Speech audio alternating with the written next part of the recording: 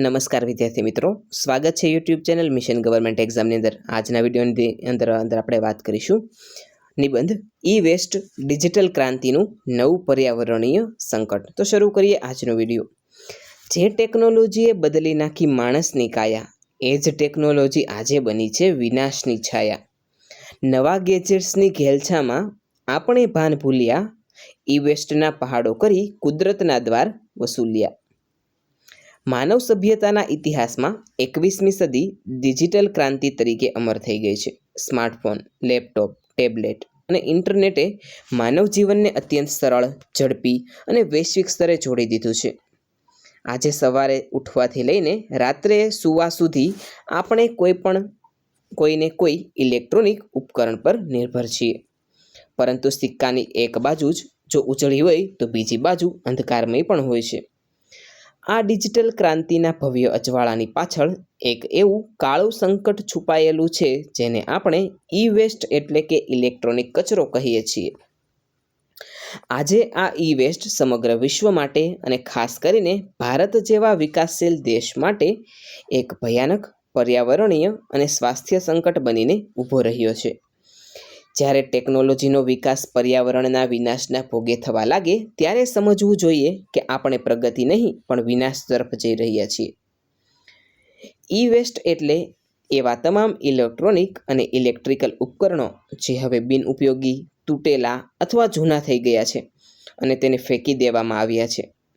આમાં ઘરમાં વપરાતા રેફ્રિજરેટર, ટીવી, વોશિંગ મશીનથી લઈને વ્યક્તિગત વપરાશના મોબાઈલ, કમ્પ્યુટર, ચાર્જર, હેડફોન અને નાની ઘડિયાળોનો પણ સમાવેશ થાય છે। આજના યુગમાં કન્ઝ્યુમર એટલે કે ગ્રાહકવાદ એટલો વધી ગયો છે કે લોકો જરૂરિયાત કરતાં વધુ લક્ઝરી અને દેખાદેખી પાછળ દોડી રહ્યા છે।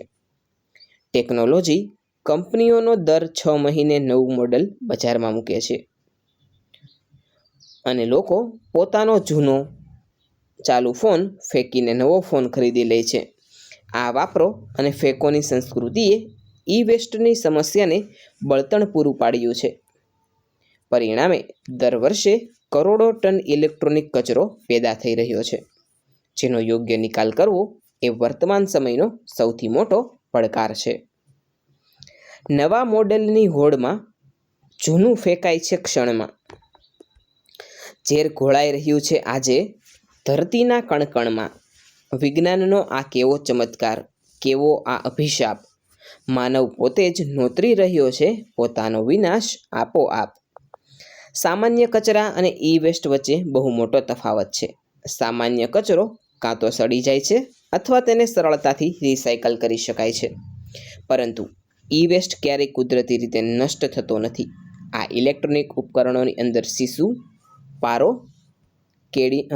કેડમિયમ, આર્સેનિક અને બેરિલિયમ જેવા અત્યંત ઝેરી અને ભારે ધાતુઓનો ઉપયોગ થાય છે। જ્યારે આ કચરો ખુલ્લા મેદાનમાં ફેંકવામાં આવે છે અથવા તેને જમીનમાં દાટી દેવામાં આવે છે ત્યારે વરસાદના પાણી સાથે આ ઝેરી તત્વો ઓગળીને જમીનની અંદર ઉતરે છે। આનાથી ભૂગર્ભ જળ પ્રદૂષિત થાય છે, જે પાણી આપણે પીએ છીએ। વળી આ ઝેરી રસાયણો જમીનની ફળદ્રુપતાનો નાશ કરે છે, જેના કારણે ખેતીલાયક જમીન ઉજ્જડ બની જાય છે। જ્યારે આ ઈ વેસ્ટને બાળવામાં આવે છે ત્યારે તેમાંથી ડાયોક્સિન અને ફ્યુરાન જેવા જીવલેણ વાયુઓ હવામાં ભળે છે, જે વાયુ પ્રદૂષણને ચરમસીમાએ પહોંચાડે છે। પર્યાવરણની સાથે સાથે માનવ સ્વાસ્થ્ય પર પણ ઈ વેસ્ટની અત્યંત ઘાતક અસરો જોવા મળે છે। કમનસીબે ભારતમાં ઈ વેસ્ટના નિકાલનું કામ મોટા ભાગે અસંગઠિત ક્ષેત્ર દ્વારા થાય છે, જ્યાં ગરીબ મજૂરો અને નાના બાળકો કોઈપણ સુરક્ષાના સાધનો વગર ખુલ્લે હાથે આ કચરામાંથી કિંમતી ધાતુઓ જેવી કે સોનું, ચાંદી અને તાંબુ છૂટું પાડે છે। આ કામ દરમિયાન ઝેરી ધુમાડો શ્વાસમાં જવાથી આ મજૂરોને ફેફસાનું કેન્સર, શ્વાસની ગંભીર બીમારીઓ, ચામડીના રોગો અને કિડની ફેલ થવા જેવી જીવલેણ સમસ્યાઓ થાય છે। સગર્ભા સ્ત્રીઓ જો આ વાતાવરણમાં રહે તો તેમના આવનારા બાળક પર તેની માનસિક અને શારીરિક વિકૃતિની અસરો થાય છે। આપણા મોજશોખ માટે વપરાતા સ્માર્ટફોન કોઈ ગરીબ બાળકના સ્વાસ્થ્યનો ભોગ લે છે। તે એક કરુણ વાસ્તવિકતા છે। જે હાથોમાં હોવી જોઈતી હતી ભણવાની ચોપડી, એ હાથોમાં આજે આવી ગઈ ઈ વેસ્ટની ટોપલી. પ્રગતિની આ આંધળી દોટમાં કોને બચાવશે? જો ધરતી જ નહીં રહે તો સ્માર્ટફોન ક્યાં ચાલશે? આ વૈશ્વિક મહામારી જેવા સંકટમાંથી બચવા માટે આપણે તાત્કાલિક પગલાં લેવા જ પડશે.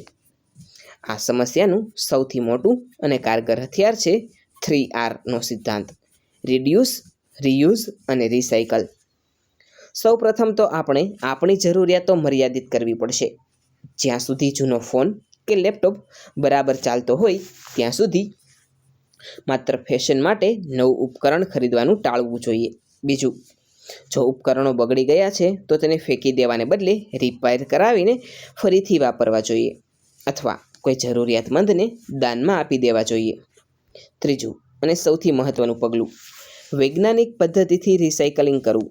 સરકારે ઇલેક્ટ્રોનિક કચરાના નિકાલ માટે કડક કાયદાઓ બનાવ્યા છે, પરંતુ તેનું પાલન થવું પણ એટલું જ જરૂરી છે. ગ્રાહકોએ પણ પોતાનો ઈ વેસ્ટ ગમે ત્યાં કચરા પેટીમાં નાખવાને બદલે અધિકૃત ઈ વેસ્ટ કલેક્શન સેન્ટર પર જઈ જમા કરાવવો જોઈએ. આ ઉપરાંત ઇલેક્ટ્રોનિક સાધનો બનાવતી કંપનીઓની પણ એક મોટી જવાબદારી બને છે, જેને એક્સટેન્ડેડ પ્રોડ્યુસર રિસ્પોન્સિબિલિટી કહેવામાં આવે છે. કંપનીઓએ એવા ઉપકરણો બનાવવા જોઈએ જે લાંબો સમય ચાલે અને જેનું સરળતાથી રિસાયકલિંગ થઈ શકે. સાથોસાથ જૂના મોડેલ પાછા લઈને નવું મોડેલ આપવાની એક્સચેન્જ ઓફર વ્યાપક બનાવવી જોઈએ, જેથી કચરો સીધો કંપની પાસે પહોંચે અને તેનો યોગ્ય નિકાલ કરી શકે. જનજાગૃતિ એ આ લડાઈનું સૌથી મોટું શસ્ત્ર છે.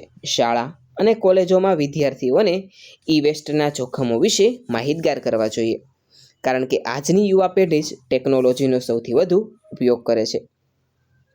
છેવટે, ડિજિટલ ક્રાંતિ એ માનવજાત માટે આશીર્વાદરૂપ છે, પરંતુ જો આપણે તેના કચરાનું સંચાલન યોગ્ય રીતે નહીં કરીએ તો આ આશીર્વાદને અભિશાપ બનતા વાર નહીં લાગે.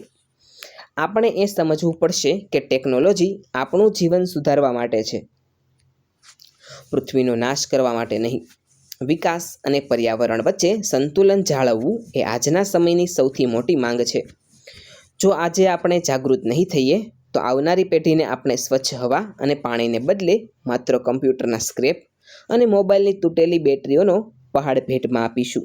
ચાલો આજથી જ જવાબદાર નાગરિક બનીએ અને ડિજિટલ ક્રાંતિને પર્યાવરણની મિત્ર બનાવીએ. ટેકનોલોજીનો ઉપયોગ કરો પણ વિવેક ન ચૂકશો. ધરતીની માતાની કૂખને ઈ વેસ્ટથી ન લૂંટશો. આવો સાથે મળીને એક નવો સંકલ્પ લઈએ. આપણી સુંદર વસુધરાને ડિજિટલ પ્રદૂષણથી બચાવીએ.